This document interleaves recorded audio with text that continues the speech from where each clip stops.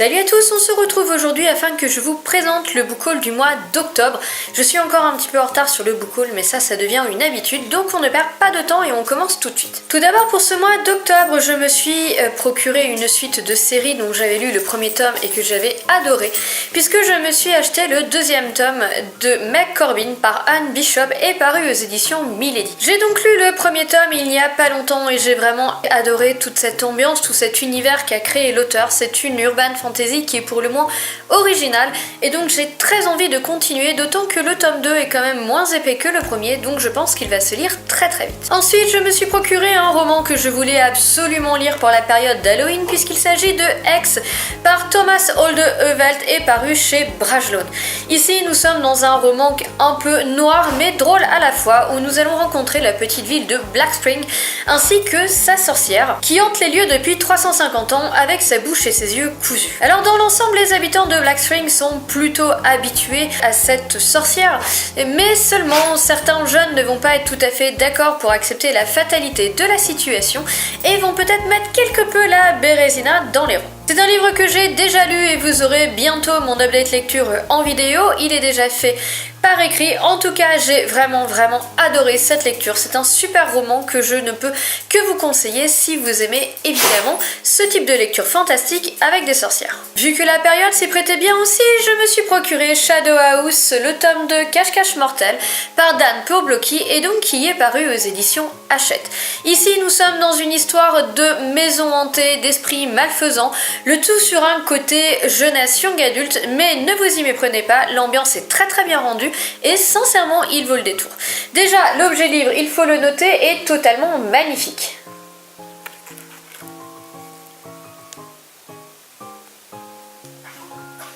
Et enfin vous allez voir qu'il y a des illustrations comme pour le premier tome, donc tout au long de ce roman qui colle à merveille à l'ambiance.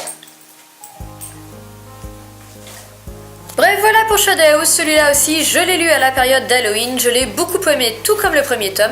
Si vous aimez les histoires de fantômes, n'hésitez pas à vous jeter dessus. Attention pour les plus sensibles parce qu'il est vraiment fait pour mettre mal à l'aise. Ensuite on reste dans les romans que j'ai lus avec La Belle et le Maudit, le tome 3 qui s'appelle La Moisson, écrit par Paige Morgan et paru chez Bayard Jeunesse. C'est donc le troisième et dernier tome de la trilogie de La Belle et le Maudit, qui est une trilogie que j'ai beaucoup aimée, malgré quelques petits défauts tout de même. C'est une trilogie young adulte fantastique qui va avoir comme créature les gargouilles. Et ce folklore, je l'ai vraiment beaucoup aimé, j'ai trouvé ça très original et j'ai trouvé que l'ensemble tenait vraiment bien.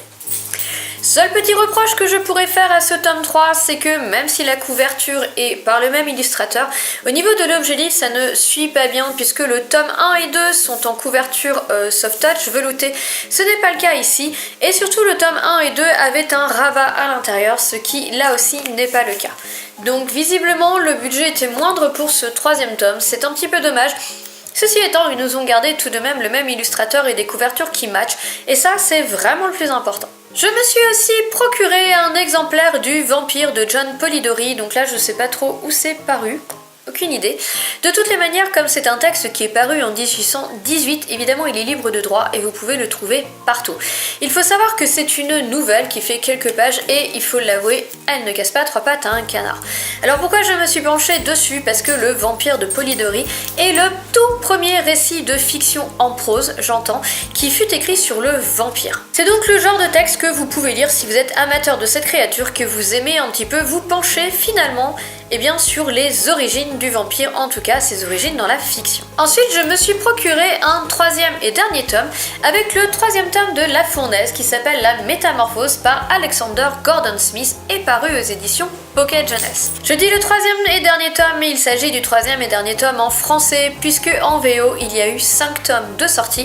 Malheureusement, les deux derniers n'ont pas été traduits. J'espère donc que je ne serai pas gênée et que je n'aurai pas en fin de compte de manque à la sortie de ce troisième tome, en espérant que finalement ce troisième tome clôt en quelque sorte une sorte de cycle cycle. En tout cas, je vous en reparlerai. C'est pour le moment une saga que j'ai vraiment adorée et je pense que je vais essayer de la terminer avant la fin de l'année. Ce mois-ci, j'ai aussi craqué pour The Rain par Virginia Burgin et paru chez Bayard Jeunesse. Alors ici, nous sommes dans une sorte de post-apo où finalement le cataclysme apparaît sous forme de pluie parce qu'une pluie mortelle va s'abattre sur la Terre, décimant tout et tout le monde sur son passage. Nous allons donc suivre une survivante qui s'appelle Ruby, qui a 15 ans et qui va donc partir sur les routes malgré le danger à la recherche de son père. J'ai aussi craqué pour une nouvelle parution de chez Hachette qui s'appelle Léger comme une plume, qui est écrit par Zoé Arsène et qui finalement était plus ou moins paru avant son édition sur Wattpad. Je pense que nous sommes un petit peu dans le même style de roman contemporain qui tourne un petit peu sur le thriller que pour Follow Me Back, qui est un roman que j'avais beaucoup aimé. Je trouve que même ici dans la couverture on reste dans le même esprit. Et finalement, c'est donc pour ça que j'ai craqué sur ce livre. Ici, nous allons rencontrer un groupe d'adolescentes qui va jouer un jeu pas très malin puisqu'il s'agit de Léger comme une plume, raide comme la mort, petit jeu où il s'agit de s'imaginer la mort de ses camarades. Malheureusement, une semaine après, le jeu devient réalité lorsque l'une des filles du groupe va mourir. Donc comme je vous le disais, je pense que nous sommes dans une sorte de thriller contemporain jeune adulte et donc j'ai vraiment hâte de le découvrir. D'autant que pour le moment, je n'ai pas vraiment lu ou regardé de retour dessus, donc je suis très curieuse. Enfin, pour terminer ce book haul, je me suis rendue ce mois-ci à France Loisirs et j'ai donc acheté plusieurs romans de temps que j'avais droit à un livre gratuit et que certains livres étaient à 5 € et j'en ai donc profité. Parmi les livres à 5 €, je me suis procuré Méthode 1533 par Shannon Kirk et donc dans l'édition France Loisirs. Ici, nous allons suivre l'enlèvement d'une ado qui est enceinte, mais l'enlèvement ne va pas très bien se passer pour ses ravisseurs puisque la jeune fille souffre d'un mal étrange, elle ne perçoit aucune empathie. Du coup, au lieu d'être docile et d'avoir peur, elle va commencer à fomenter un plan qui aura donc 3 buts: protéger son enfant, se venger et réussir à s'échapper. En tout cas, je trouve qu'il avait un petit côté thriller psychologique et j'ai vraiment hâte de le découvrir. Je ne sais pas du tout ce qu'il donne, je n'en ai jamais entendu parler. Donc, c'était l'occasion de le découvrir. Ce livre-là aussi était en promotion, je ne me souviens plus à combien, mais c'est un thriller de René Manzor, Dans les brunes du mal. Je ne me suis jamais penchée sur cet auteur et une fois encore, je me suis dit que ce serait l'occasion. Ici, nous sommes dans un thriller qui se passe en Caroline du Sud, qui va se pencher sur des cas d'assassinat, des assassinats de où les enfants seront en même temps enlevés. Ensuite, je me suis procuré Comme l'Obsidienne par V.I. Pratt et qui, ici, est de la fantasy. Nous allons rencontrer un personnage ici qui a été banni de sa cité. Une cité qui paraît en tout point admirable, mais où il n'accepte pas d'étrangers. Afin de pouvoir repénétrer dans la cité et donc de comprendre ce qu'il s'est passé, je ne sais pas si elle a perdu la mémoire, mais de retrouver un petit peu son passé. Et le personnage que nous suivons ici va décider de subir 7 épreuves. Si jamais elle arrive à survivre à ces 7 épreuves, elle sera admise à la cité et pourra donc découvrir un peu plus sur elle-même. Je n'en sais pas plus, je sais qu'a priori il est très bon, j'ai donc hâte de le découvrir et me plonger dans cette fantasy qui me semble tout à fait originale. Je me suis ensuite procuré une sortie dans leur collection Nouvelles Plumes. Ce sont donc des éditions originales finalement, dans le sens où ils ne reprennent pas des livres qui sont déjà parus dans d'autres maisons d'édition, mais qu'ils éditent eux-mêmes leurs propres auteurs. Et ici, il s'agit de L'Eden, le tome 1, Le secret d'Ellie, par Julie Muller-Volb. Alors, je ne vous le cacherai pas, c'est une sacrée pavasse, qui a une couverture somme toute magnifique. Ici, nous allons rencontrer le personnage de Mila qui, par des aventures et des mésaventures, va découvrir un passage qui semble mener vers un autre monde. Et c'est a priori comme ça que Mila va découvrir des secrets sur sa propre famille. Je suppose donc que Mila à la base n'est pas réellement humaine. En tout cas, il me tarde vraiment de le découvrir parce que là aussi on m'en a donné de très bons échos. Enfin, puisqu'il était à 5 €, je me suis procuré Monsieur Mercedes de Stephen King. Alors je vais pas vous le cacher, les tout derniers écrits de Stephen King ont plutôt eu tendance à me décevoir qu'autre chose. Je trouve qu'on n'est plus dans le même style que ce que pouvait écrire le King il y a quelques années, avec les Salem, Carrie, Shining et compagnie. Mais bon, ceci étant dit, voilà, il était à 5 €, je me suis dit que ce serait quand même l'occasion d'en réessayer un nouveau.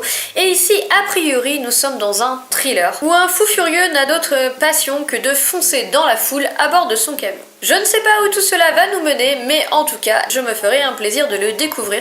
Je sais pas si vous connaissez la couverture, elle est assez sympa. Enfin, dernier livre pour ce book haul et donc dernière acquisition France Loisirs, encore un livre des éditions finalement Nouvelle Plume. Il s'agit d'un livre ici young adulte voire jeunesse avec Le cœur de Paris par Vincent Huot. Moi j'ai été tout d'abord attirée par cette superbe couverture et je dois avouer que cette espèce d'enfant gargouille m'a beaucoup attirée. Ici nous allons rencontrer Archie qui a 14 ans et qui va se rendre à Paris suite au décès de son grand-père. Sauf qu'en guise d'héritage, il va découvrir un monde totalement surnaturel. Ici, nous allons rencontrer les Parisis, qui sont donc le peuple fondateur et protecteur de la capitale. Je pense que les Parisis de ce livre sont bien différents des Parisis qui ont créé et habité Lutèce à l'époque. En tout cas, je pense que nous allons rentrer dans un monde de magie et sincèrement, il avait vraiment l'air chouette. Donc voilà, ce sera tout pour le book haul du mois d'octobre. Pour le mois de novembre, eh bien, le book haul sera essentiellement composé de mes acquisitions sur Montreuil, puisque comme je vais à Montreuil à la fin du mois, pour l'instant, je n'ai rien acheté d'autre, et donc pourvu que ça dure. Je tenais aussi à vous dire, pour ceux qui l'attendent, que je n'ai toujours pas eu le temps de faire le tirage au sort pour le concours, puisque vous étiez quand même nombreux à participer et qu'il faut que je prenne le temps de le faire, mais je ne vous cacherai pas que dernièrement je n'ai pas du tout eu le temps de me pencher dessus. Je vous promets que dès que je peux, je le fais et je vous annoncerai les résultats au plus vite. En attendant, je vous souhaite à tous de très bonnes lectures, une excellente journée et je vous dis à bientôt. Ciao, bye.